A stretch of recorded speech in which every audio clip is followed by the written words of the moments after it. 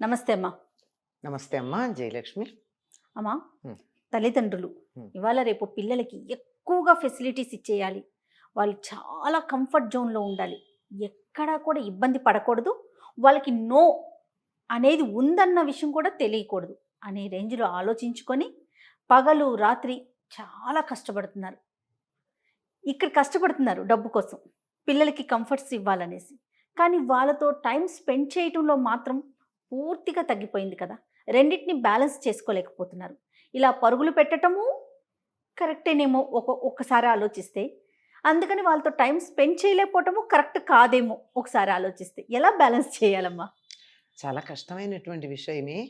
Priority దేనికి ఇస్తాము? అంటే ప్రాధాన్యత అంశాలు అని మనకి చెప్తూ ఉంటారు. అవునవును. దేనికి ప్రయారిటీ ఇస్తాము అన్న దాన్ని బట్టి ఉంటుందమ్మా. కొంతమందికి ఏమిటంటే, మేము 10 మంది మధ్య పెరిగాము. మాకెక్కువ సుఖాలు లేవు. కష్టపడ్డాము. కనుక మేము పడిన కష్టం మా పిల్లలు పడకూడదు అని తాపత్రయపడతారు. అవును. దానివల్ల ఏం జరుగుతుందంటే పిల్లలకి కష్టం తెలీదు.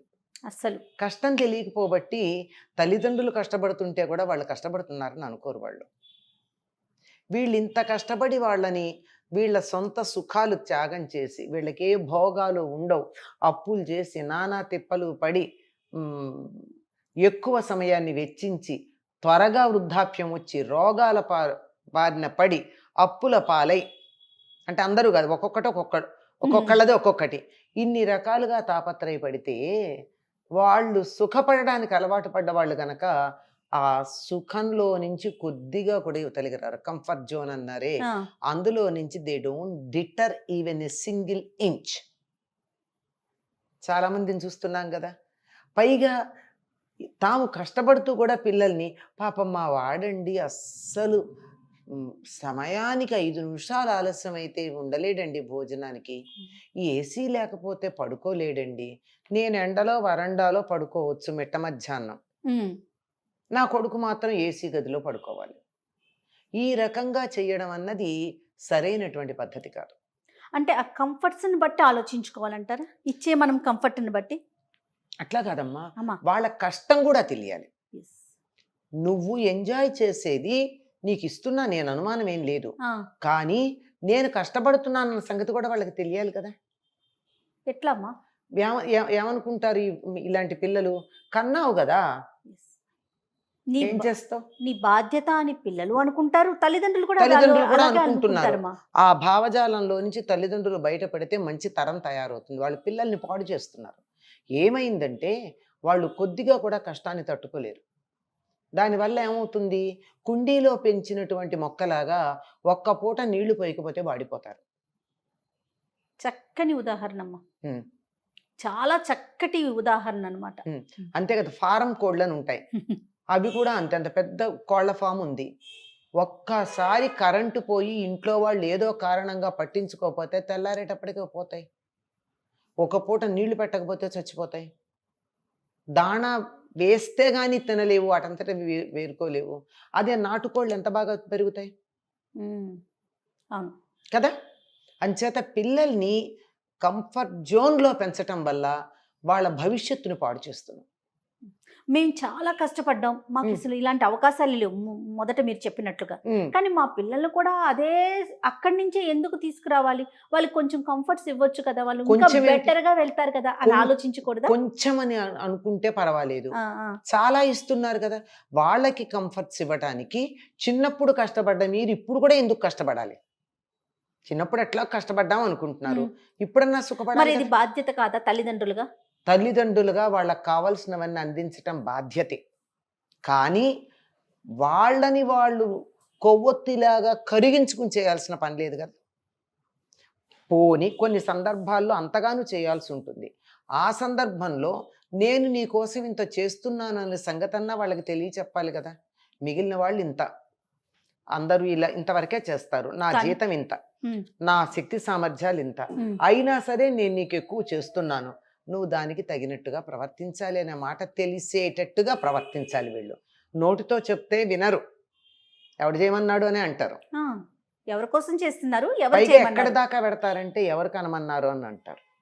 ఇవాళ రేపు అట్లా కూడా చాలా అంటున్నారమ్మా. భయంకరం.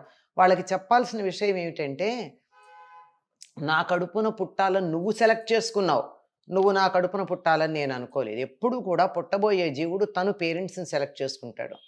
పిల్లలు వీళ్ళు కావాలని తల్లిదండ్రులు అనుకోరు. పిల్లలు కావాలనుకుంటారు. వీడే కావాలని అనుకోరు. ఇంతకన్నా బెటర్ చైల్డ్ కావాలనుకుంటారు కదా! వీడు అల్లరివాడైతే, వీడు చేతకాని వాడైతే, అసమర్థుడైతే, రోగిష్ఠైతే, ఆ. తెలివి తక్కువ వాడైతే, దుర్మార్గుడైతే, ఇంతకన్నా మంచి కొడుకుంటే బాగుండు అనుకుంటారు కదా! అన్ని రకాలుగాను బాగున్న కొడుకే కావాలనుకుంటారు. అవును. అందంగా ఉండే కూతురే కావాలనుకుంటారు. మేము అనుకున్నది వేరు. నువ్వు మా కడుపున పుట్టావు కావాలని మమ్మల్ని పేరెంట్స్‌ని సెలెక్ట్ చేసుకొని. సో అంచేత వాళ్ళు చూస్ చేసుకుంటారు పిల్లలు, మనం చూస్ కాదు. చేసుకోం. ఇది సత్యం.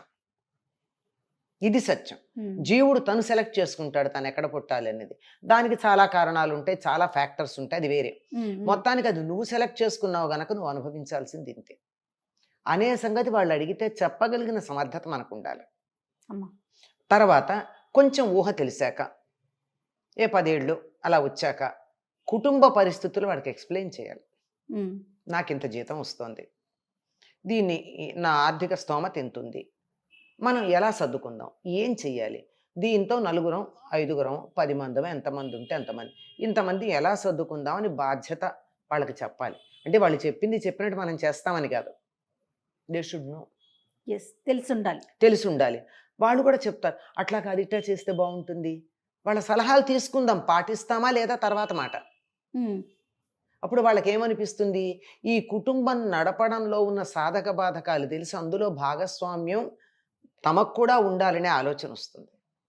చేసినా చేయకపోయినా అట్లీస్ట్ వాళ్ళకి they are aware of what is going on. ఇది చెయ్యట్లా మనం.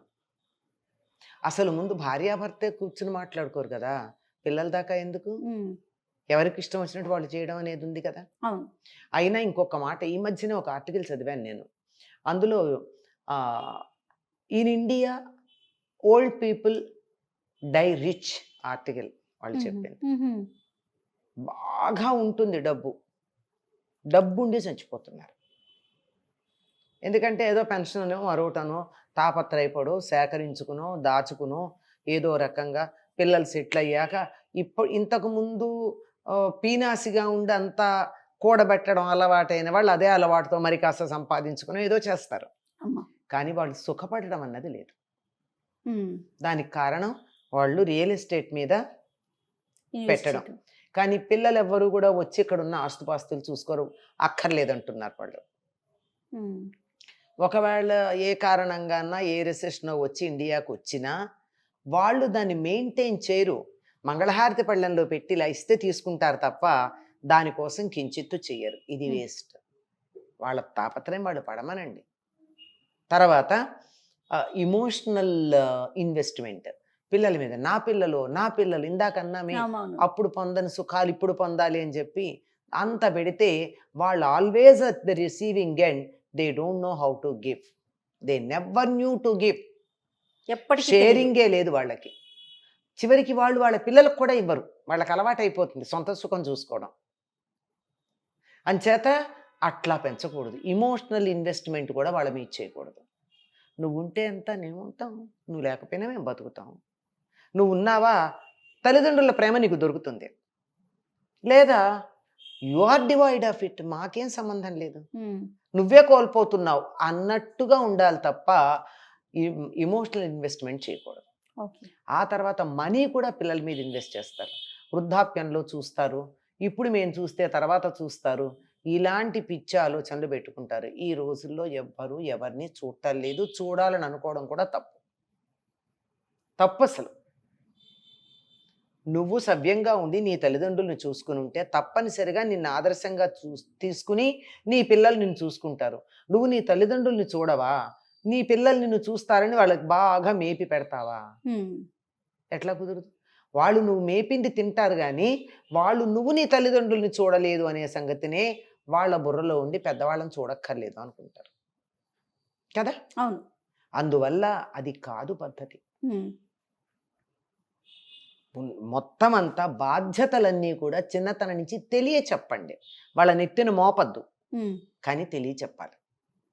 అప్పుడు ఇన్ని రకాల సమస్యలు ఉండవు. నమస్తే. నమస్తే.